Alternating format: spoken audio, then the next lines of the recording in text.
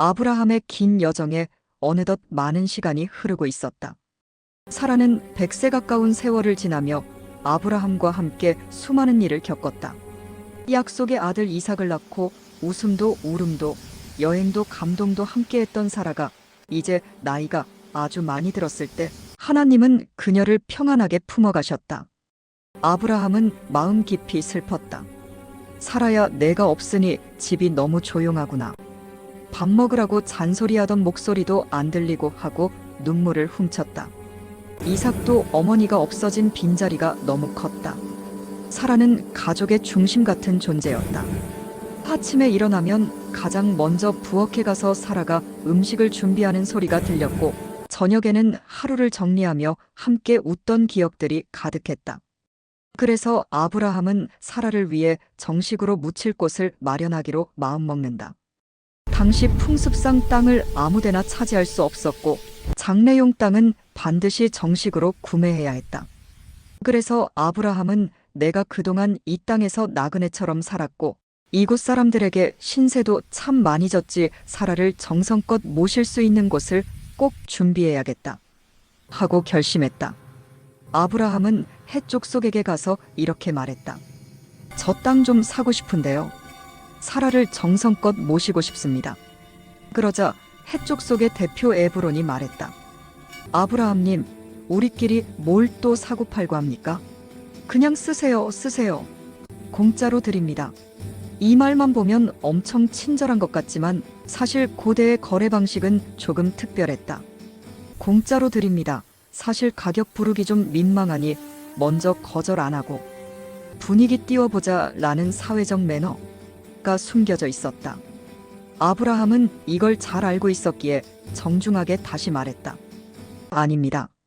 정당하게 값을 치르겠습니다. 그제서야 에브론이 슬며시 가격을 꺼냈다. 사실 그 밭이랑 막벨라 동굴값이 금 400세겔 정도 하긴 하는데요. 그게 대단한 가격은 아니고요. 우리끼리니까 그냥 말만 꺼내봅니다. 하하. 참고로 금 400세겔은 요즘 기준으로도 엄청난 가격이다. 고대판 생각보다 비싼 부동산 수준. 아브라함은 그 모든 것을 알고 있었지만 얼굴 한번 찌푸리지 않고 말했다. 좋습니다. 그대로 드리죠. 해쪽 속들와 아브라함 진짜 멋있다. 이렇게 사라는 막벨라 동굴이라는 훗날 아브라함 가족의 기념비적 장소가 되는 곳에 평안히 묻힌다. 아브라함은 무덤 앞에서 오래도록 머물렀다. 사라야, 내 덕분에 내가 참 많은 걸 배웠구나. 웃음도 인내도 믿음도 꼭 기억하마. 바람이 부드럽게 불며 들판의 풀들이 사라리 흔들렸다. 마치 사라가 고마워요 하고 인사하는 듯한 기분이 들었다. 시간이 흐르고 이삭도 장성했다. 하지만 아직 결혼을 하지 않은 상태였다. 아브라함은 어느 날 장막 앞 그늘에서 생각했다. 이삭이 아직 혼자네. 이렇게 착하고 순한 아이를 그냥 둘 수 없지. 아들 녀석은 혼자 놀기 좋아해서 가만두면 평생 양하고만 놀겠다니까. 이건 아버지로서 내가 나설 때가 되었군. 그래서 그는 집안에서 가장 신뢰할 수 있는 늙은 종집안의 최고 관리자를 불러 중요한 임무를 맡긴다. 부탁이 있네. 이삭에게 아내를 찾아오게나. 그런데 절대로 이 땅 가나안 여인 중에서는 찾지 말게. 고향 친족에게 가서 믿음이 있는 여인을 데려오게. 늙은 종은 아브라함을 오랫동안 섬긴 믿음직한 사람이었다. 주인님, 그런 중요한 일을 제가 맡으라니 영광입니다. 그런데 혹시 여인이 안 따라오면 어떡하죠? 아브라함은 단호했다. 그럴 일 없네. 하나님이 자네와 함께 하실 걸세. 늙은 종은 마음을 굳게 먹었다. 그래. 이건 이삭 주인의 평생 행복이 달린 건데 혼신을 다해야지. 낙타 10마리와 함께 떠나는 로맨스 사절단 늙은 종은 낙타 10마리를 끌고 먼 길을 떠났다. 낙타들은 출발하자마자 서로 투덜거렸다. 또 장거리야? 누가 챙겨주려나. 난 털이 너무 따뜻해서 더워서 싫단 말이야. 하지만 종은 미동도 하지 않고 말했다. 얘들아, 오늘은 정말 중요한 일이란다. 잘 좀 부탁하마. 그러자 낙타들은 서로 눈을 마주치며 말없이 출발했다. 낙타들도 사명감 앞에서는 얌전해지는 법이다. 오랜 여정을 지나 종은 아브라함의 고향 근처 우물가에 도착했다. 그곳은 저녁이면 사람들이 물을 길러 나오는 장소였다. 종은 우물가에서 조용히 기도했다. 하나님, 이삭의 아내가 될 여인을 찾는 이 일을 제 능력으로는 할 수 없습니다. 제가 어떤 여자에게 물을 좀 주겠소? 라고 말했을 때 그 여인이 드리겠습니다.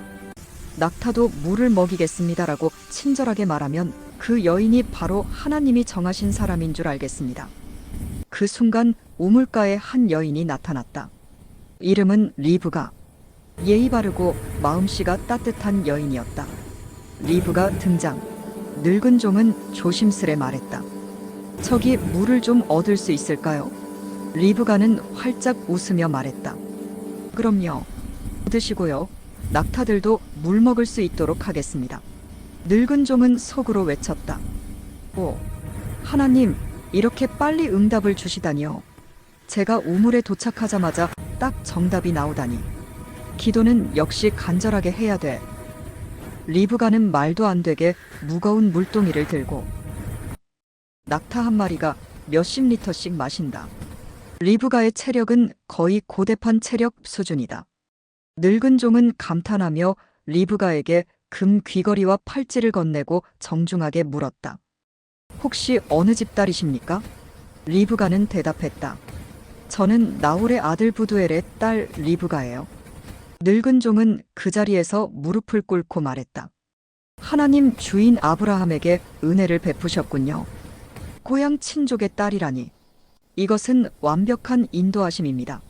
리브가의 집으로 초대받다 리브가는 집으로 뛰어가 가족들에게 소식을 전했다.